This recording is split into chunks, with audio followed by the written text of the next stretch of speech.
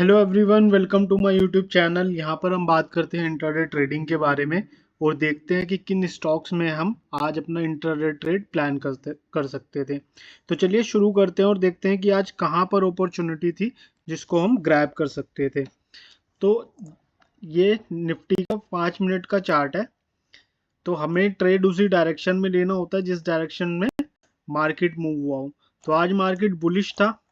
शुरू में 2 candles red बनी थी, देन मार्केट में एक बुलिश मूवमेंट आया। तो जो मैंने स्टॉक फाइंड किया है उसमें भी एक बुलिश मूवमेंट आया है। स्टॉक का नाम है PGEL या PG इलेक्ट्रोप्लास्ट। तो पहले इसको डेली चार्ट पर समझते हैं कि इसमें ऐसा क्या पैटर्न्स या क्या सपोर्ट रेजिस्टेंस बन रहे हैं जिसकी वजह से ये स्टॉक मैंने कंसीडर किया। तो यहाँ पर एक स्टॉक का सपोर्ट था, फिर स्टॉक ऊपर गया, देन यहाँ पर इसने अपना सपोर्ट ये वाला ब्रेक कर दिया और नीचे आ गया। देन यहाँ से इसने एक बार रेजिस्टेंस फेस किया, देन इसको ब्रेक कर दिया ऊपर की साइड। तो अब जो रेजिस्टेंस था ये सपोर्ट का काम करेगा हमारे लिए। और यहाँ पर कुछ टाइम बिताने के बाद स्टॉक नीचे की तरफ आया। तो ये जो सपोर्ट था, इस सपोर्ट पर आकर, एक बार ड्राइंग हटाता हूँ, तो इस सपोर्ट पर आ गया था स्टॉक और यहाँ पर विक्स बनने लगी थी नीचे की तरफ, या फिर आप ये कह सकते हो कि नीचे की तरफ स्टॉक में कोई फॉलो अप नहीं आ रहा था। नीचे आता था स्टॉक तो विक बनती थी, नीचे आता था तो विक बनती थी। और यहाँ पर कॉन्टिन्यूसली 3 दिन से कंसोलिडेशन हो रहा था। तीनों दिन की कैंडल्स एक के अंदर ही क्लोज हो रही थी। यहाँ पे ये कैंडल इसके हाई और लो के क्लोज हुई। यहाँ से ये लेते हैं। तो जैसे ही आज स्टॉक ने इस कंसोलिडेशन को ब्रेक किया और कुछ ऐसी कैंडल्स बनाई जिसमें बाइंग शो हो रही थी कि स्टॉक में अब बाइंग आ सकती है, तो वहां पर मैंने अपनी एंट्री देखी। तो चलिए मैं आपको 5 मिनट के चार्ट पर समझाता हूँ। एक बार इसका 5 मिनट का चार्ट ओपन कर लेते हैं और एक बार मैं आज का चार्ट हटा देता हूँ यहाँ से। और ये वो कंसोलिडेशन है जिसके ऊपर मेरे को अपनी एंट्री प्लान करनी थी।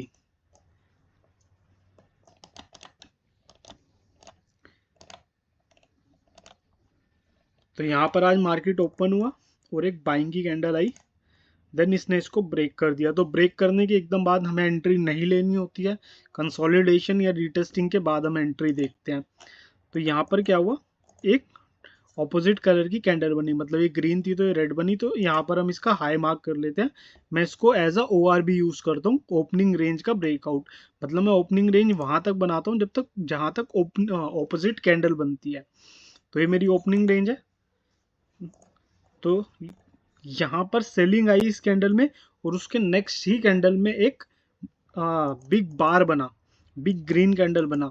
तो मोस्टली केसेस में ये भी हो सकता है कि यहाँ पर ये जो सेलिंग आती है और इसके बाद एकदम उसके नेक्स्ट कैंडल में बिग बार बनता है, तो वहां पर ट्रैपिंग के भी चांस होते हैं कि इसमें सेलिंग आई तो यहाँ पर खाली ये फेक बाइंग आई यहाँ पर, कि लोग इसमें बाय करें और नीचे एसएल रखें और जो सेलर्स हैं वो उनको फिर ट्रैप करें।